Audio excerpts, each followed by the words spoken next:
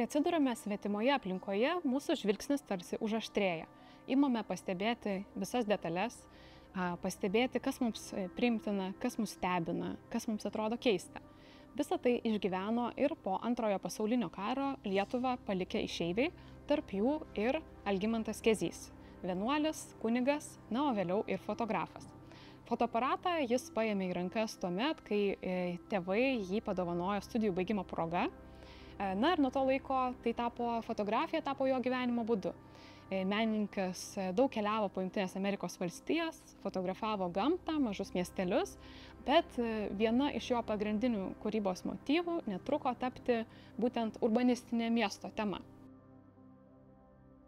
Menininkas stebi savo antraisiais namais tapusią Čikagą, fotografuoja plieno ir stiklo harmoniją. Ir tokiu būdu iš tiesų jis tampa bene nuosekliausiai modernistinės fotografijos tradicijas plėtojusių fotografu Lietuvos fotografijos istorijoje, būtent autoriumi stebinčiu tą miesto aplinką, žmogaus pojūtį joje.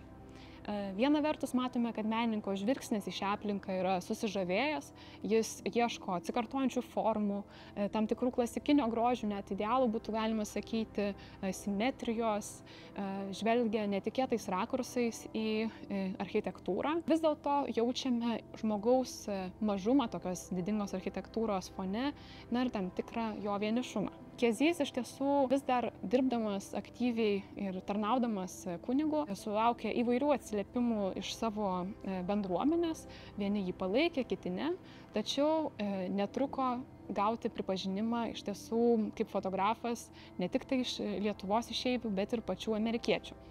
Vos po 2 metų, kai jis pradėjo fotografuoti, jam pavyko surengti parodą Čikagos meno institute, vėliau ši institucija įsigijo ir jo kūrinių. O dabar galime džiaugtis ir didžiuotis, kad Kezio darbų turi įsigiję netgi Niujorko modernaus meno ir Metropoliteno meno muziejai.